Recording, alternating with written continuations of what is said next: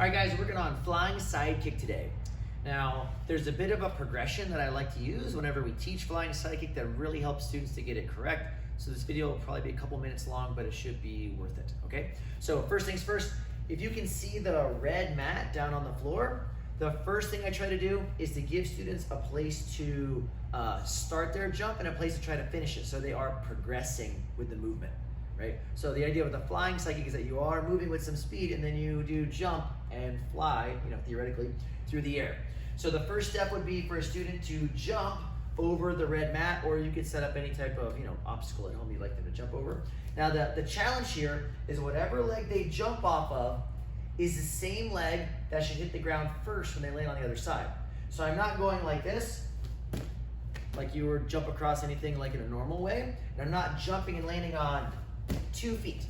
When I run and jump, I want to jump off of 1 foot and land on that same foot gently first before the other foot sets down. Also, we should consider, like, if I want to kick with my right leg, my left leg will be the leg that jumps. This is a lot going on, but hopefully breaking that down can be helpful. So I would take a few steps back. I'm going to approach the red mat. I'm going to jump with my left leg and then land gently on my left leg on the other side. Left, almost kind of like a giant skipping motion, right? Next step, I'm going to jump off the left leg, and then when I land on the other side with the left leg, I want that leg to land turned all the way around, fully pivoted so that my heel is now in the direction that I'm going, and I land kind of backwards, shuffling. It would look something like this. Run, jump off the left, land on the left, turn around, ready to kind of jog backwards so I don't just fall over.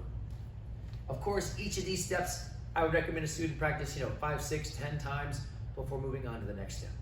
Step 3, at this point, we have a target involved. So I usually try to hold the target at the shoulder height of the student. So I'm going to run, jump off my left leg, turn my body in the air, and my goal is to have my hip hit the target. Because I want to be able to lift my leg nice and high when I do the actual flying, kicking movement in a moment. So maybe just a little higher, yeah, pretty good. So jumping off my left, trying to hit my hip.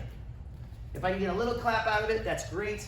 I want to make sure that my timing for the jump is good. If I jump too soon, then I drop before I hit the target. If I jump too late, I'm coming up into the target and I kind of crash into it on my side. So one more, I'll try one more proper one where I get a little run, jump off the left, and I hit my hip. The final step is to extend the actual kicking leg with our side kick motion.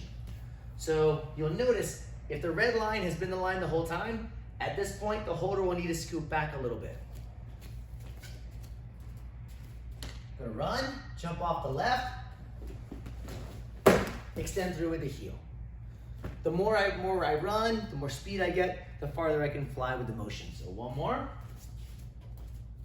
Jumping off the left, coming through with the heel.